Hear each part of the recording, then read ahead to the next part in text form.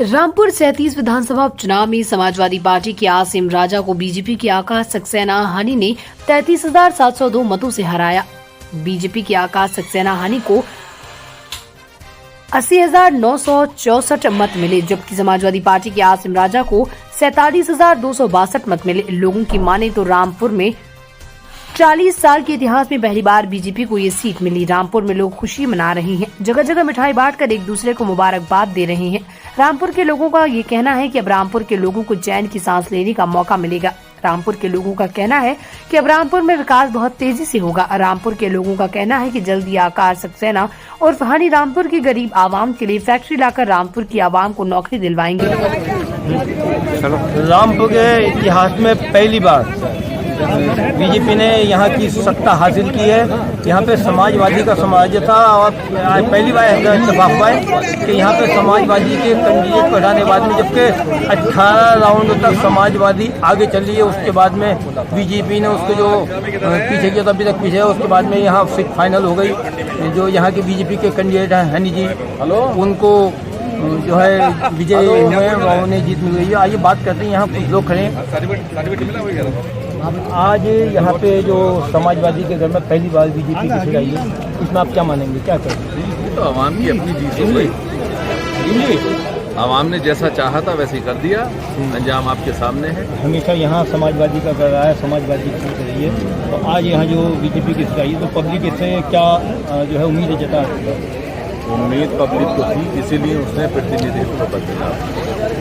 ठीक, अब इनसे उम्मीद है, एक 40 साल उम्मीद थी और एक आज पब्लिक से जो वायदा किया है 50 महीने मांगे हैं आकाश सक्सेना जी ने, वो इसी बात को लेकर मांगे हैं कि मैं विकास कराऊंगा, मुझे आपके लोगों को आपका जो रोजगार है वो बढ़ाना है, उद्योग बढ़ाना है, आपके बच्चों को मुस्तकबिल के बारे में सोचना है, आपकी एक ज़िंदगी की तस्वीर को नया रूप देना है।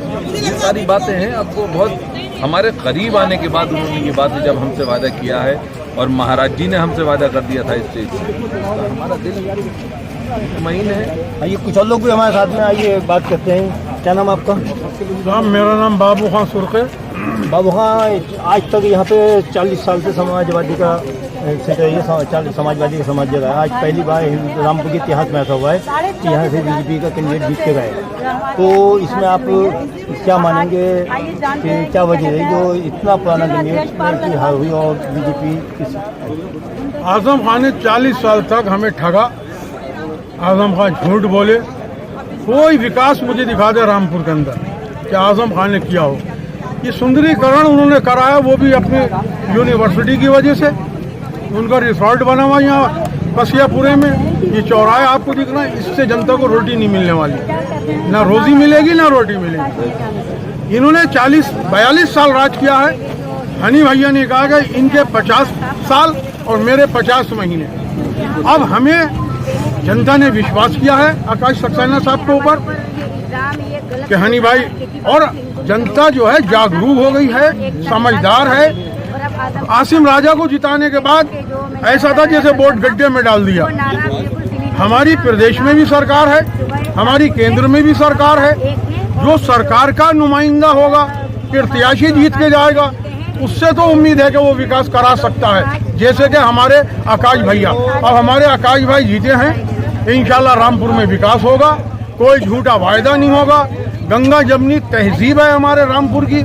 हम हिंदू मुसलमान सब भाइयों की तरह रहते हैं और हमेशा इंशाल्लाह रहेंगे।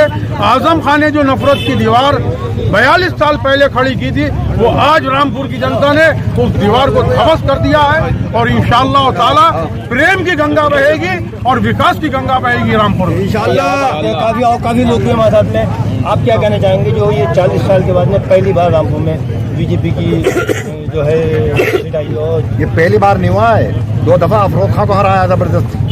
समाजवादी जो यहाँ पे बीजेपी की सीट की बात करते हैं, बीजेपी का कैंडिडेट तो फर्स्ट टाइम आया। जी पहली बार। तो इसमें आप क्या उम्मीद जता सकते हैं? इससे उम्मीद 22 साल का नाम आजम खान का विकास देख लगा, उन्होंने अपना विकास कराया था यूनिवर्सिटी का।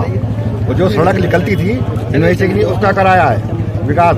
यहाँ पे सड़क बनती थी और 15-20 दिन के बाद उखड़ जाती थी और वो चौके यूनिवर्सिटी में चले जाते थे। अच्छा, कल एक प्रेस कॉन्फ्रेंस में आसिम राजा ने कहा कि अगर मतगणना दोबारा नहीं हुई, उन्होंने इलेक्शन कमीशन को लेटर लिखा था उसको इलेक्शन आयोग को कि अगर काउंटिंग दोबारा नहीं हुई तो मैं सियासत छोड़ दूंगा। तो आप क्या मानते हैं कि आसिम नहीं, राजा हमारा उनका कोई झगड़ा नहीं आते पाए थे ना, हमारा सिर्फ झगड़ा जो है आजम खान से है। हम उनके बारे में कुछ नहीं कर रहा है। नहीं, हमारा झगड़ा हम कह नहीं उनके बारे में। देखिए आसिम राजा सियासत छोड़ेंगे क्या? आसिम भाई उनकी सियासत तो दफन हो गई। कहाँ जा रही है? पहले वो सांसद का लड़े, वो हारे, अब विधानसभा का हारे, अब वो अपने वार्ड से मिमरी का इलेक्शन लड़े और आजम खान वहाँ पे शायद मगरमच्छ के आंसू निकालेंगे तो वो मिमरी भी नहीं जीतेंगे। उनकी हैसियत क्या है कि वो राजनीति छोड़ देंगे? साहब, ये थी यहाँ के लोगों की सोच के, यहाँ के लोगों को जो ये हनी जी हैं, जो नए सीट आई है, तो यहाँ हनी जी से लोगों को काफ़ी उम्मीदें हैं। अब देखना यह है कि इस 50 में लोग ये कहते हैं, हनी जी ने कहा है कि मुझे उन्हें आपने 40 साल दी, मुझे 50 महीने दे दो। अब देखने वाली बात ये होगी कि इस 50 महीनों में क्या हनी जी रामपुर वाले लोगों के दिल में जगह पाएंगे, बना पाएंगे या नहीं। रामपुर से यासीन खान की रिपोर्ट। अब आज 40 साल के बाद में रामपुर में हमारे कार्यकर्ताओं की खुशनसीबी है कि उन्होंने जो मेहनत करी उसका उनको फल मिला।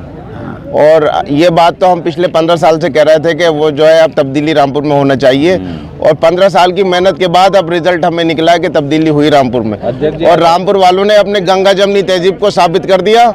अध्यक्ष जी आइए, अपनी गंगा जमनी तहजीब को साबित कर दिया और ये दिखा दिया कि रामपुर वाला किसी से डरता नहीं है और सही फैसला करता है। अब ये जो हनी जी ने कहा कि मुझे 50 महीने, आपने 40 साल आजमाए, मुझे 50 महीने आजमाओ, तो इसमें क्या ये पब्लिक इनसे क्या उम्मीद कर सकती है? अब हनी भैया रामपुर में